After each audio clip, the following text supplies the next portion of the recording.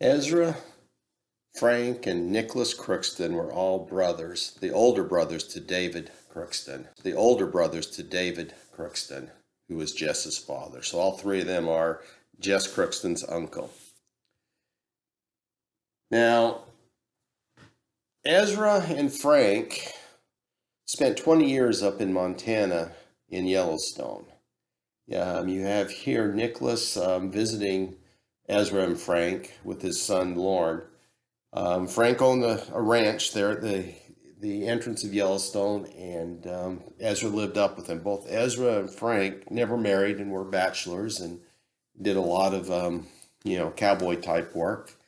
And so here you got a picture of Nicholas going up and visiting after they've been up there a long time.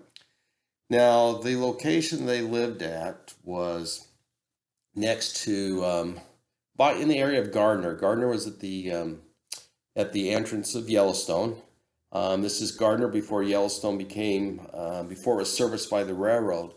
And there wasn't a lot of people. When Yellowstone was made a national park in 1872, it was difficult to get to. And it was the railroad that started laying track there, and they got track right up to Gardiner, Montana in 1903. And this is the time when Frank and Ezra went up there and started working at Yellowstone. What they would do is the train companies, once they got up there, they did a lot of advertising, telling about the wonders of the scenery in the Rocky Mountains, and they would take you within just a few miles of the entrance, or even less than a mile, and then stagecoach. You didn't have cars back then, so you either took stagecoach or you took horses, and you would ride into where you would stay within the park. And so that's what Frank and Ezra did, is they drove stagecoaches from the train depot into Yellowstone where people could stay. And as you can see, it was advertised. They started getting thousands of people up there. This entrance was dedicated in 1903 by Franklin Roosevelt. This is right there at the only entrance at the time, which was on the Montana side, right by Mammoth Springs. And they give you the information about arriving there. And if you look at Gardiner, now this is Gardiner after it has a train depot. And if you look over to the right, not too far away is the entrance to Yellowstone. Now, Yellowstone at this time, when it was first created, it was ran by the Department of Interior, but that got transferred to the Army, and the Army ran it for 30 years, and they set up a Camp Yellowstone right at the entrance, and it wasn't transferred over to the National Park Service until 1917, because the National Park Service was created in 1916. So you got Frank and Ezra doing a good business up here, running the stagecoach up on their ranch, right? And you can see the barracks and so forth, and the hotels and everything was created by Camp Yellowstone. And it was at the very, the north part of the entrance, and you can here is a picture of Mammoth Springs near the Montana entrance. So, beautiful springs right there with all the minerals and the coloring that goes along with it. And you can see in the background the Yellowstone Camp, Fort Yellowstone. Well, with Frank and Ezra being bachelors and working that time, there's always stories told about them. And one of the persons that loved to tell stories was Newell James Crookston, which was the son of Nicholas. And he's famous for telling the story of old Ephraim to many people. He was a high school principal, and a scoutmaster, and he told lots of stories.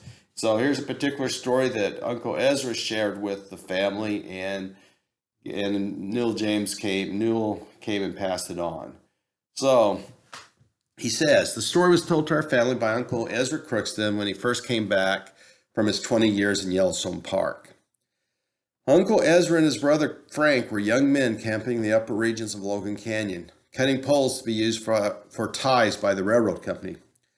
At that time, there were many wild animals roaming in the hills, and it was not uncommon for you to see bear and bobcats, coyotes, and occasionally a wolf or a mountain lion. These men were housed in a tent not far from a spring. They usually stayed there a week or two at a time. One day, Uncle Frank went to Logan with a load of poles. Ezra stayed back at camp and cut poles. That evening, when it got dark, he went to bed as usual. Now, the bed was in the back of the tent, and with it being warm and so forth, he let the tent flap open so he would get fresh air. All was quiet and peaceful as he closed his eyes and went to sleep. However, a few hours later, he was wakened up by a strange noise. He listened closely to try to determine what it was.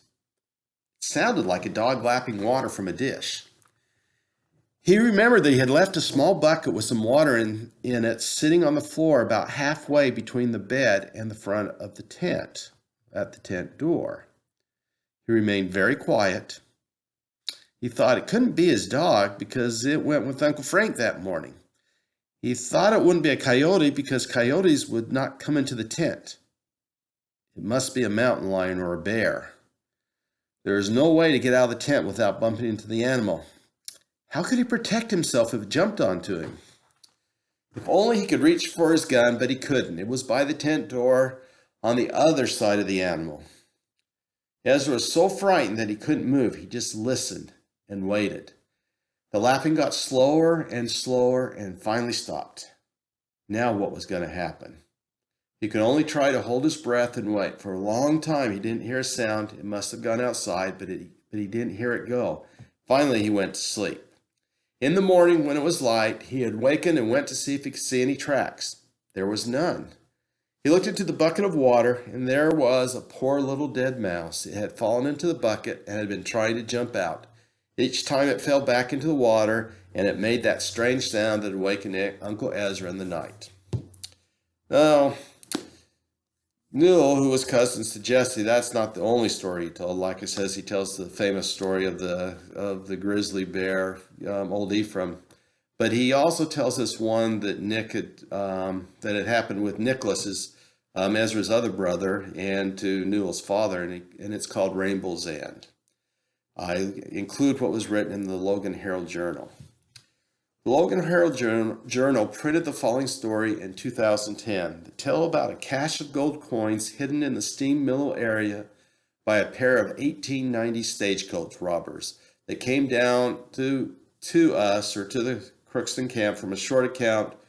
And the story comes from a short account written by Newell J. Crookston, a local man also known on the slaying of Cache Valley's legendary grizzly bear, Old Ephraim.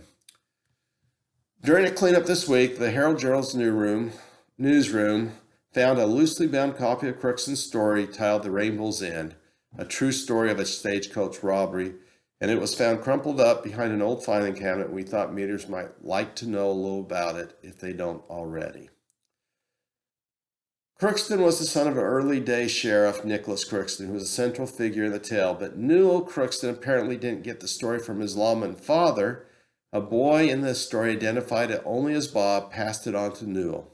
A living member of the Crookston family informed us that that boy was Robert Russ, who grew up as a prominent local businessman. He died in 2007 at age 94. Anyway, as Newell Crookston tells it, two men on exhausted horses showed up one day in the 1890s at the sawmill near White Pine Lake, offering to trade horses with the loggers here. They got no takers, but accepted an invitation to stay at the camp.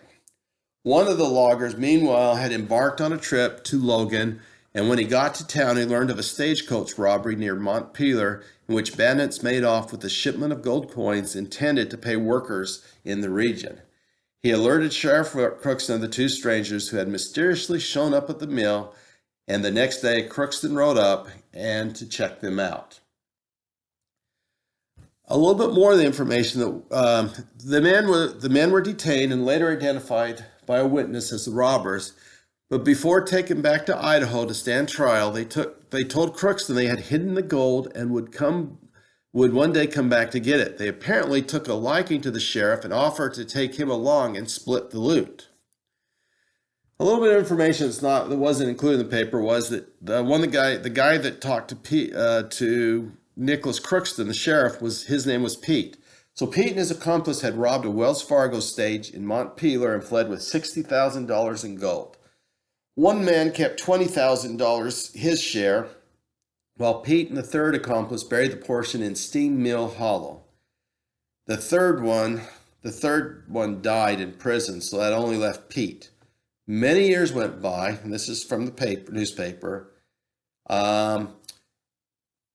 Many years went by, and the incident was almost forgotten. And Newell Crookston wrote, "One day, an old man came to Nick Crookston's home in North Logan. He told Nick he was Peter, and he was one of the men who had robbed the stage and hidden the gold more than 20 years before. Now, the elderly man said his partner had died in prison, and he wanted Crookston to take him up the canyon and help him find the gold." This is probably around 1920. Nick Crookston agreed, but not fully trusting the convict's motives, he decided to take him someone else along. That someone was his nephew, Rob Rust. The search was fruitless, and even though the bandits thought they had carefully placed the cache where it could be later found at the foot of a cliff in line with 3 prominent trees, Pete never found the end of the rainbow. Pete had found the end of the rainbow, but not the pot of gold, Newell Crookston wrote at the conclusion of his tale. The men never told the youngster what they were looking for, and it wasn't until years later that the former sheriff revealed the whole story to Bob Rust. At the Herald Journal, we've heard occasional stories of people still looking for the gold. One expedition reportedly involved a Utah State University professor who made it his scientific project for one of his class. It is possible someone found the loot and never let on. We may never know.